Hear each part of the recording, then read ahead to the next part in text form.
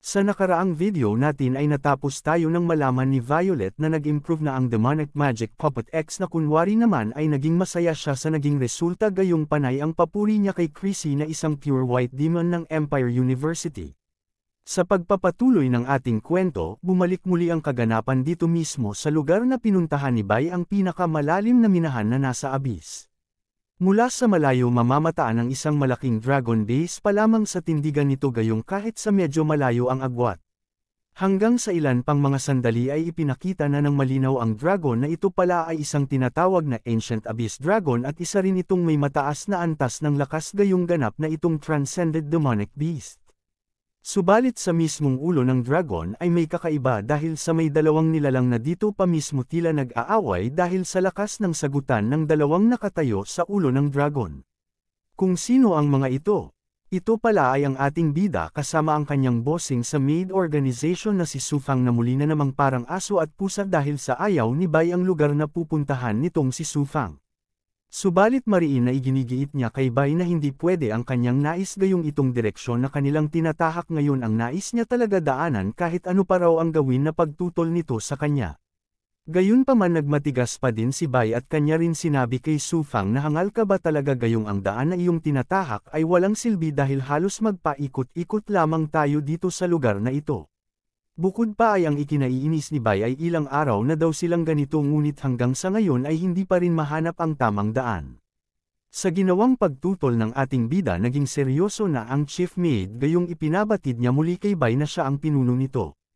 Hindi lamang iyon gayong hindi na rin pangalan ang kanyang itinawag sa ating bida bagkus ang employee number na niya at pag-alit rin niyang sinabihan ng ating bida na kung saan daw ang kanyang itinuturo ay doon sila dapat na dumaan. Sa pagtawag ni Sufang kay Bai na employee number binanggit ni Bai na ilang beses ko na sinabi sa iyo na huwag mo akong tawagin sa aking numero ng pagkakakilanlan. Bukod pa ikaw talagang babae ka tinalo mo pa ang walang utak dahil talagang ang iyong direksyong tinatahak ay palpak. Dagdag pa ipinagdikdikan niya rin kay Sufang na kaya sila ay napunta sa sitwasyon na ito ay dahil raw kay Sufang at sa hangal na dragon. At sa pagtawag naman ng ating bida kay Sufang ng isang babae ay mas ninas ito gayong ilang beses na rin daw niyang sinabing ang itawag sa kanya ay Weyla at hindi kung ano-ano lang. Kaya seryoso niya tinanong si Bai kung talaga raw bang plano nitong ibagsak ang kanyang awtoridad gayong walang galang raw makipag-usap sa kanya itong si Bai. Habang nagtutulakan ang dalawa muli ipinaliwanag niya na ilang araw na tayong ginugol ang paglalakad sa mapahamak na lugar na ito at hindi ka ba nag-aalala tungkol sa mga tao sa itaas gayong ang master na iyong iniligtas ay nasa itaas pa rin ng lugar na ito. Sumagot si Sufang na ang aking misyon ay upang siyasatin ang katotohanan. Ang aking sixth sense ay nagsasabi sa akin na ito ay ang tamang landas. At saka sabihin ko sa iyo na si Lucy ay hindi mahina tulad ng iniisip mo. Bago nito, bago pa mag-away ang dalawa ang kaganapan ay nalipat muna ng 3 days ago kung saan ang oras na kasalukuyang nagsisisugod ang napakaraming mga halimaw sa mismong lugar ng stronghold na kasalukuyan pa namang kinaroroonan ni Bai kasama si David at ang dalawang rebelde na si Melt at Thousand Face. Nang makita naman ni Melt ang napakaraming halimaw ay kaagad siyang naghanda gayong batid niya na sa ilang sandali na lamang ay magsisimula na ang matinding laban. Subalit itong si Thousand Face ay nagkukunwera na natatakot daw kuno na sinasabi niya kay Bai gayon din ay nakikiusap siya na mangyaring iligtas daw ng ating bida ang lahat ng naririto. Maski na itong si David ay nababahala na rin at kanyang tinanong ang ating bida kung ano raw ba ang dapat nilang gawin ngayon. Nagsalita lamang si Bai na ito ay masyadong nakakainis sabay na sabi naman niya sa kanyang isip na sa kasamaang palad ay kasalukuyan parent undergo ang aking spiritual energy habang itong aking system naman ay nagpapatay-patayan pa rin hanggang sa mga oras na ito. Sa mga ilang sandali nakita ni David na may isang airship na paparating at kanya itong itinuro kay Bai na tingnan niya ito. Mula naman dito sa itaas na kung saan ang airship na itinuturo ni David kitang-kita mula rito ang napakaraming halimaw na nagsisisugod sa stronghold. At ang nakasakay pala rito ay walang iba kung hindi ang dalawang bumaba na si Lucy at ang nagdala sa lugar na ito kay Bai na si Yezi. Si Yezi na nakaramdam ng takot matapos niyang makita ang mga halimaw na nasa kanilang pupuntahan. Ito naman si Lucy Wilton ay binanggit niya sa kanyang isip na kung sakali na ang elevator ay bumagsak at kung hindi namin mahanap kaagad ng mabilis ang pinagmumulan sa lalong madaling panahon. At kung ang mga bagay na ito ay umakyat mula dito sa Abyss Mine, ang mga susunod na mangyayari ay magiging sobrang kakilakilabot na isipin. At kung ito raw ba kaya mga undead na nabanggit sa kanya ng kanyang ama. Natigil naman ang kanyang pag-iisip nang biglang magsalita itong si Yezi gayong nang makita niya ang ilang mga buhay pa agad niya ito sinabi sa kanyang young lady na si Lucy Wilton na agad rin naman niyang iniutos na mabilis nilang puntahan ang mga buhay pa sa ibaba upang sa gayon ay iligtas nila ang mga ito. Subalit may hindi inaasahan na pangyayari gayong biglaan na lamang nasira ang kanilang airship na sinasakyan na magagamit sana nila upang makapag-rescue. Nalipat ng mabilis ang eksena dito sa panig ni na Thousand Face at Melt na kung bakit nasira ang airship na sinasakyan ni na Lucy at ang may kagagawan pala noon walang iba kundi itong si Melt. At sa kanyang pabigla-biglang desisyon nagsalita si Thousand Face upang tanungin si Melt na naisaalang-alang mo ba na kaya dumating ang airship ay upang mailigtas tayo. Nagbigay naman ng paliwanag si Melt kung bakit niya iyon ginawa dahil naamoy raw niya na may isang upper-rank demon na baka hindi nila ito kayang mapigilan kung magkataon.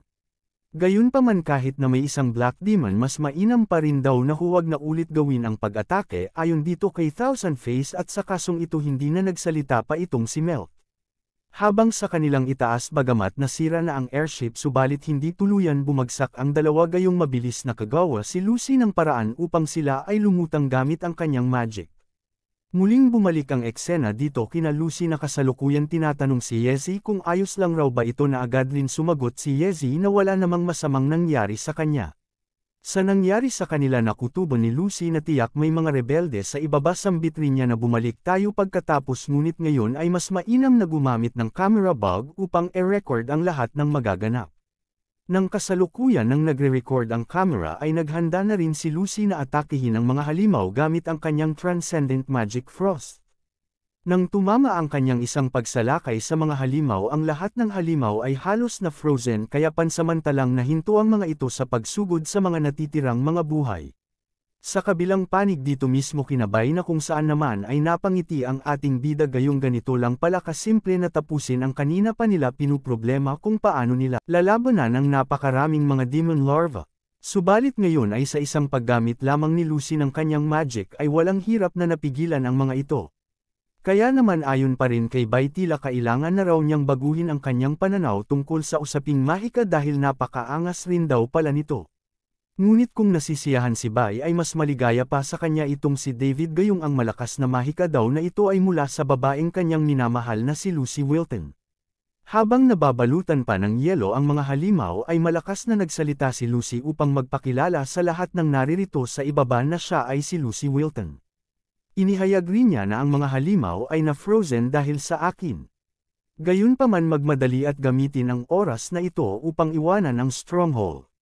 Matapos ang pahayag na iyon ni Lucy kaya naging malinaw na kay Thousand Face na may mabuting puso ang young Lady Wilton sabay niloko niya si Melt na iniligtas ni Lucy ngayon lang ang kanyang buhay. Bagamat hindi yun mali subalit base sa reaksyon ni Melt ay di pa rin siya gayon masyadong nasisiyahan. Sa panig ni Lucy na tanong niya kay Yezi na kung may paraan ba na makontak nila si Su Fangwei gayong kung magtatagal pa raw ito na walang tutulong ay hindi na mapapanatili niya ang mahika na ito na may napakalaking lugar na mas matagal.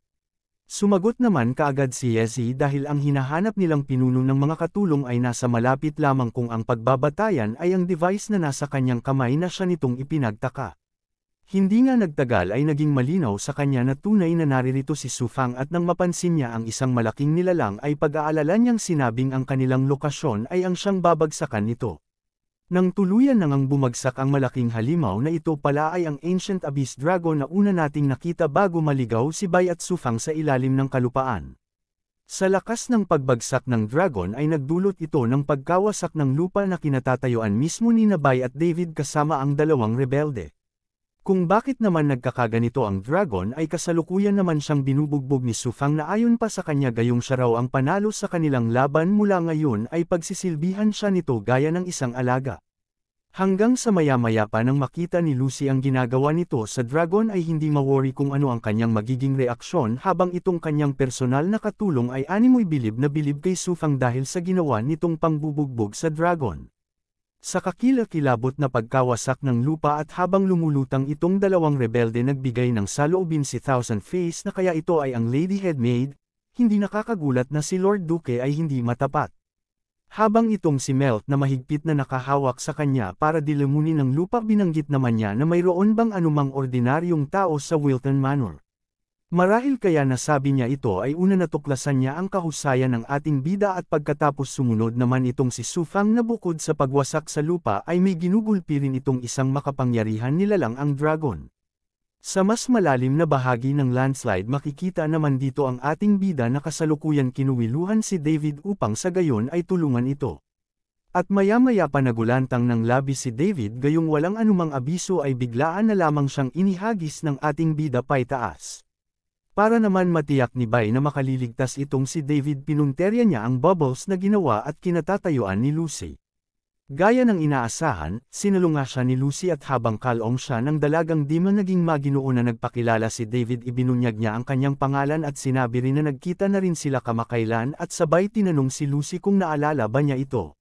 Subalit wala. Naman ibang binanggit si Lucy bukod sa kinamusta lang siya nito habang sa kanilang likuran itong si Yezi naman ay sinabihan si David kung sino raw ba ito at kung maaaring layuan niya ang kanyang young lady. Mabilis na nalipat ang kaganapan dito sa ating bida na nakatingin parent sa kanyang kaibigan hanggang sa napagtanto niya na walang dulot na panganib ang mga Black Demon dito kay David. Kaya naman sa ngayon ay pwede na siyang makagalaw ng walang makagagambala. Nang sa kanyang pagbaba ay naging sobrang bilis nito gayong sa katunayan ayon sa nasabi niya sa kanyang sarili na halos nakalimutan ko na wala nga pala akong espiritual na enerhiya upang lumipad.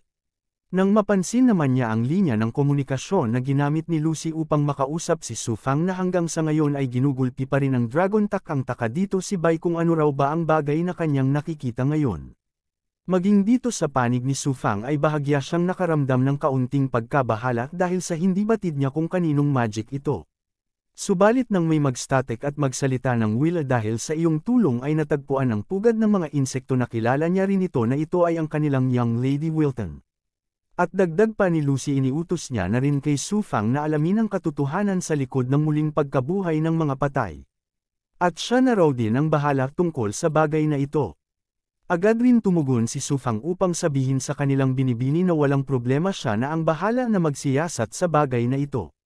Binanggit rin ni Sufang na kung maaari niya isama si 9572 ang employee number ni Bai, ngunit dahil sa laki ng tiwala sa kanya ni Lucy ay tiyak naman raw na walang masamang mangyayari kahit isama pa niya ito. At doon na rin natapos ang kanilang pag-uusap habang itong mga malalaking bato at ang mismong dragon na binugbog ni Sufang ay patuloy na bumabagsak sa kailaliman ng lupa.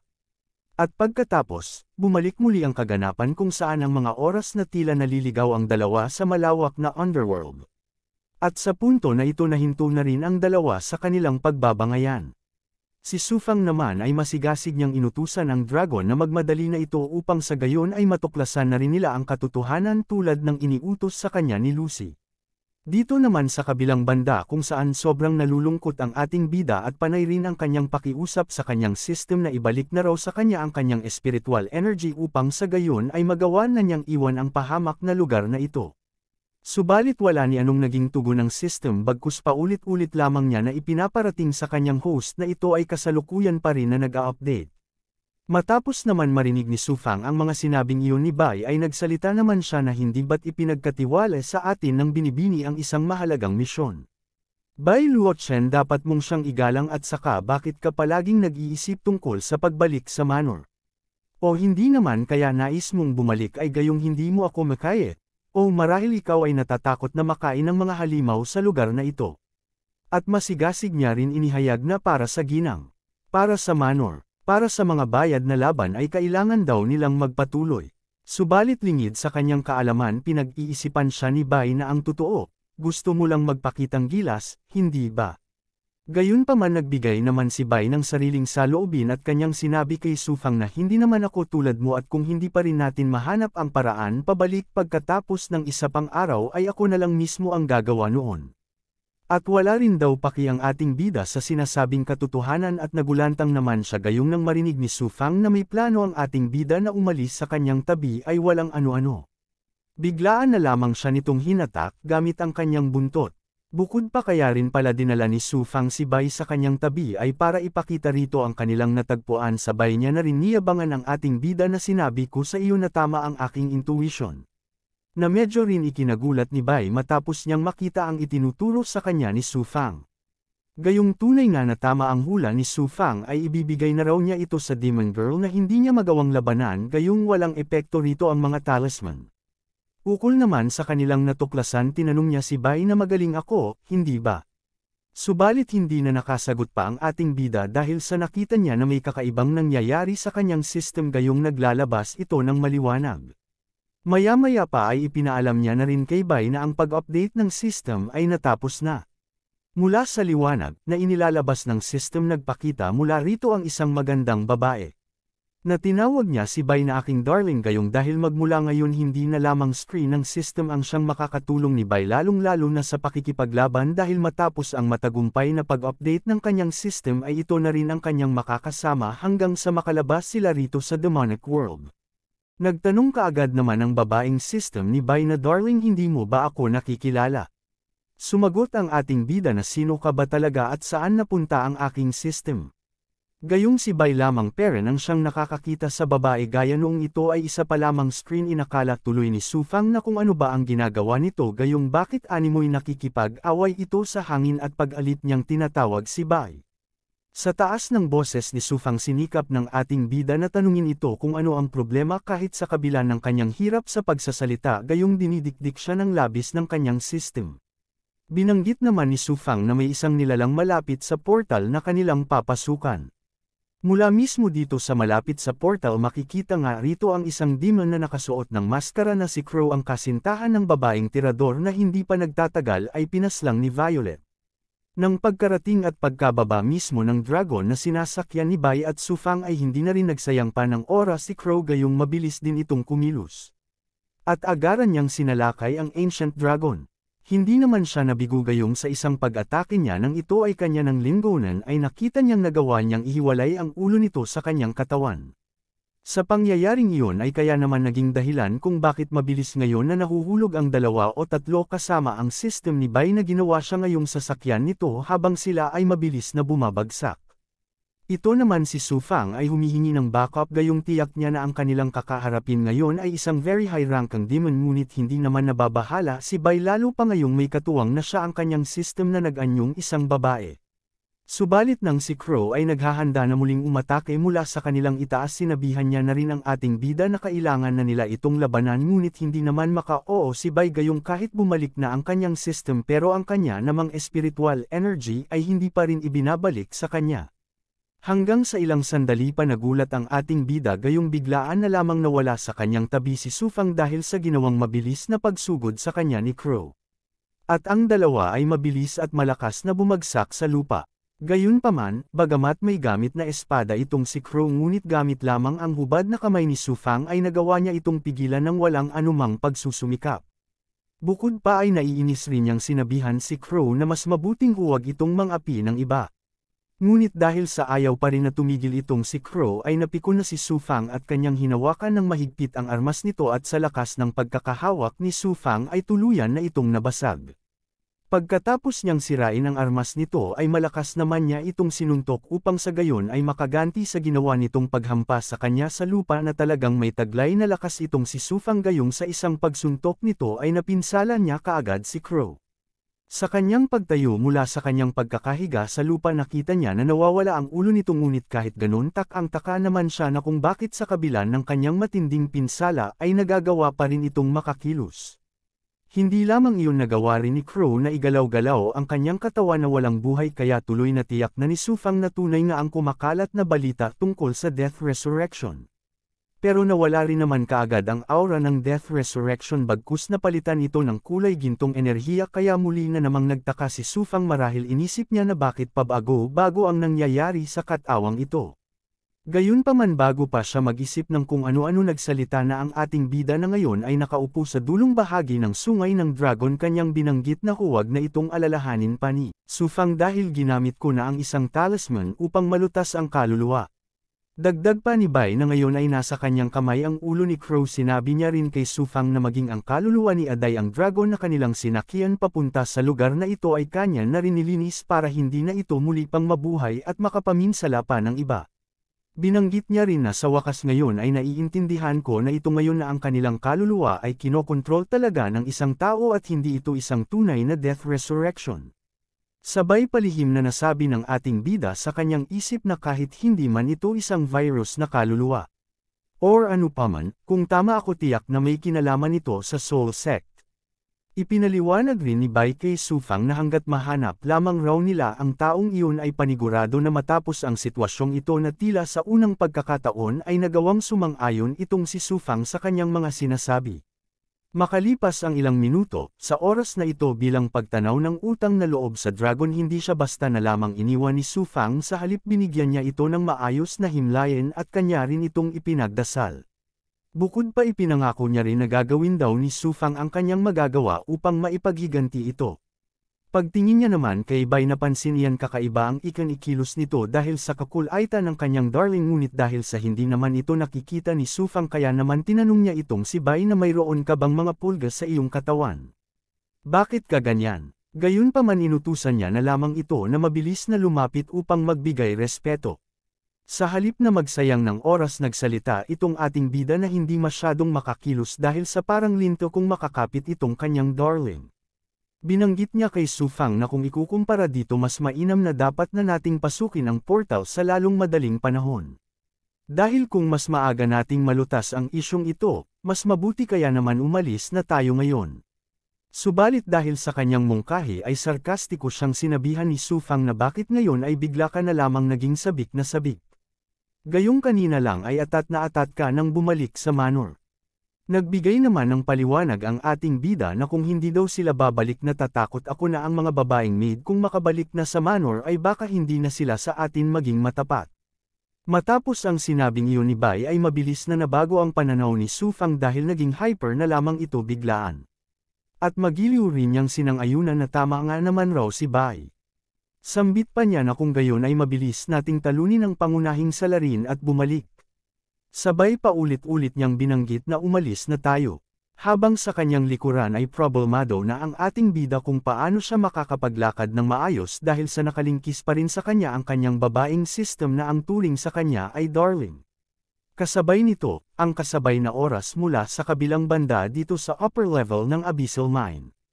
Sa punto na ito nakasakay na muli sina Lucy sa isang airship kasama ang ilang mga nakaligtas sa pagsalakay ng mga halimaw. Kasama rin nila si David na ngayon ay kasalukuyang nagtatanong kay Lucy na kung ayos lang kaya si Bai at ang chief maid gayong ilang araw na silang walang balita tungkol sa dalawa. Dahil sa minsan nang nakita ni David kung gaano kalakas ang ating bida binanggit niya kay Lucy na hindi ako nag-aalala tungkol kay Bai subalit ibang usapan sa headmaid na isa lamang low-rank demon.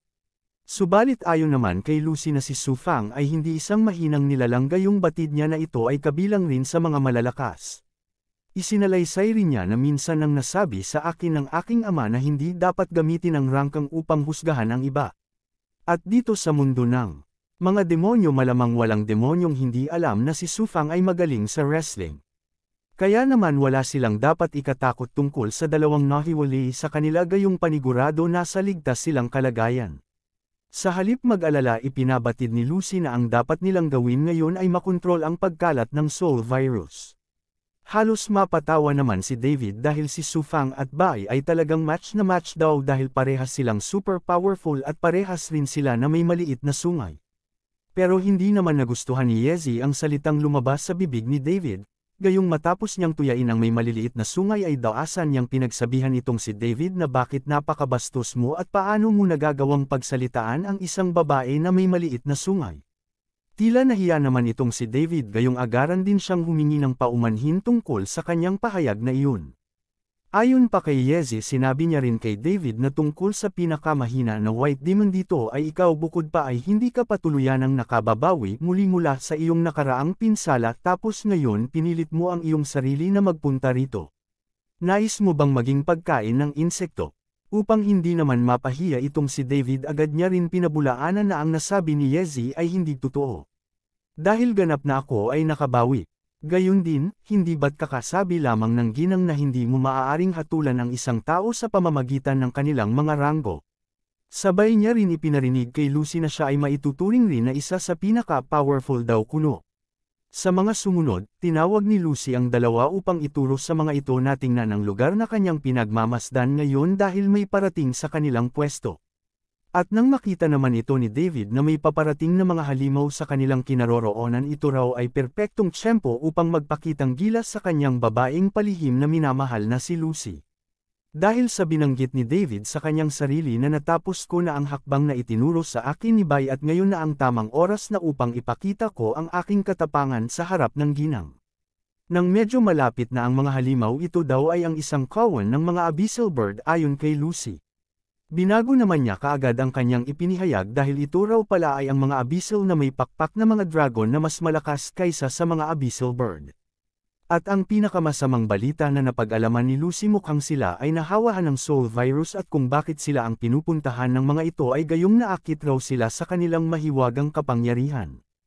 At gayong hindi biro ang parating na mga kalaban, kinausap ni Lucy si Yezi na kumuha kaagad ng isang airship at umalis na muna pumunta sa ligtas na lugar. Binanggit niya rin na isama si David sa kanyang pagtakas dito. Ipinabatid ni Yezi na kanyang nauunawaan ang utos sa kanya ng kanyang ginang, subalit ang David na kanyang mini-mention ay kasalukuyang umaakyat sa mas mataas na bahagi ng kanilang sasakyan.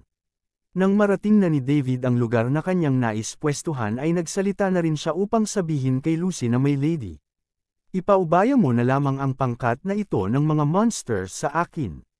Subalit walang tiwala si Yezi sa plano ni David na magpakitang gilas sa dalagang master, gayong naiinis siyang sinabihan ni Yezi na anong mga walang kwentang salita ang iyong pinagsasabi at sinikap rin niya na kumbansihin itong si David na bumalik malapit sa kanilang ginang. Siyempre hindi yun gagawin ni David, gayong ito na ang oras upang magpa-empress sa dalaga na kanyang pinaplano pakasalan sa mga susunod na pagkakataon. At inumpisahan niya na kaagad ang teknik na kanyang natutunan mismo kay Bay. Sa puntong ito, habang ginagawa niya ang kasanayan, sabay niya na rin binigkas na sa pamamagitan ng aking sariling dugo, magagawa kong mapuksa ang mga evil spirit sa aking utos. Maya-maya pa ay naging matagumpay nga si David na makapag-enhance ng Blood Destruction Talisman at bukod pa tila ito ay perpekto rin niyang nagawa.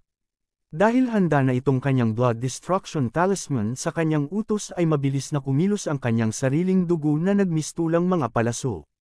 Sa kabilang banda naman, ay mabilis rin na nagsisisugod ang mga Abyss-winged dragon.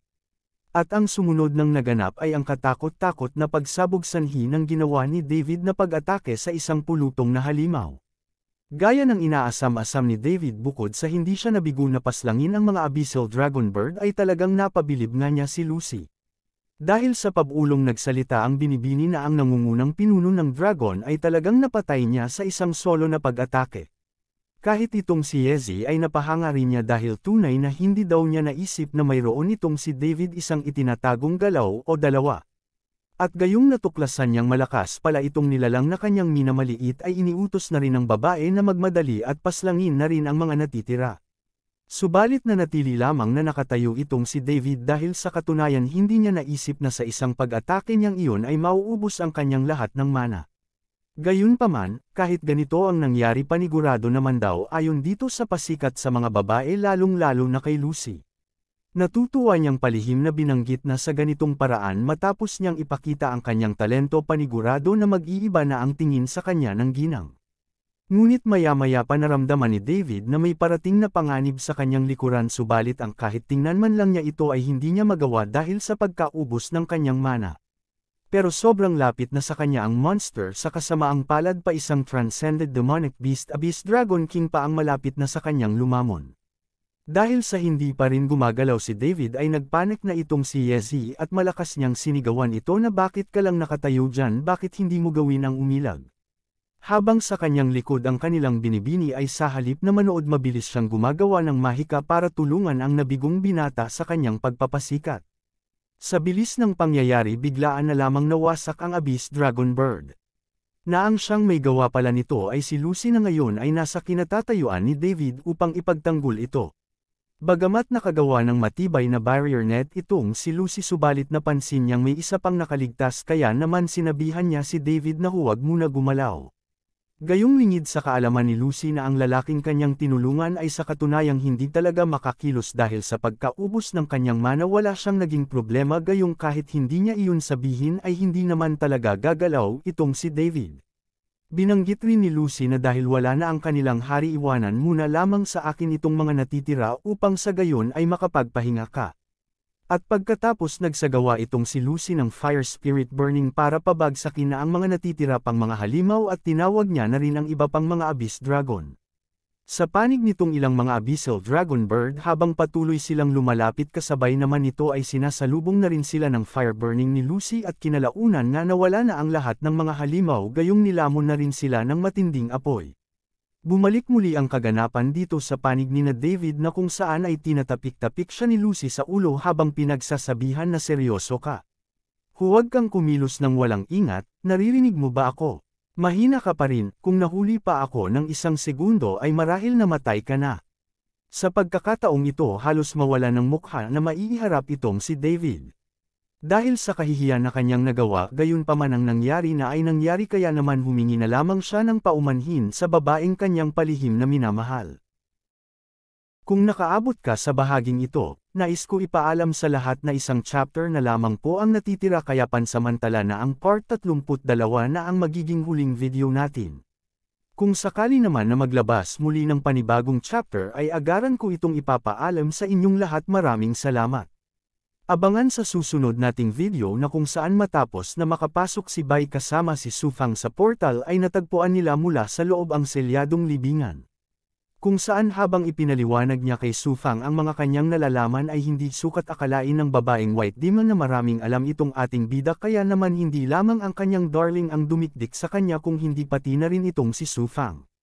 At noong sabihin niya na lahat ang kanyang mga nalalaman tungkol sa mga bayani syempre kasama rin siya sa kanyang kwento ng matanong siya ni Su na parang ang dami daw nitong alam ay kaya naman palusot ngayon si Bai. Ang pagharap nila sa isang demon venerable. Ngunit sa pakikipag-usap ni Sufang sa malakas na demon gamit ang sariling wika ng mga demonyo kaya tuloy walang naintindihan dito ang ating bida. Tuklasin rin natin kung gaano kalakas itong si Sufang para labanan ang isang ganap na isang demon venerable. Paano siya mag-aalala ng labis matapos kuhanin ang demon ang ating bida at dinala niya ito sa kanyang espasyo. Alamin rin natin kung ano ang gagawin ng kanyang darling matapos siyang makita nito na planong paslangin ng demon. At ano kaya ang naging dahilan kung bakit biglaan na lamang tumamba ang ating bida matapos kuhanin ng kanyang system ang enerhiya ng demonyo? Na siya namang ipinagtaka ng kanyang darling gayong bakit bigla na lamang natulog ang kanyang host kasabay sa sunod-sunod na pag-upgrade ng system.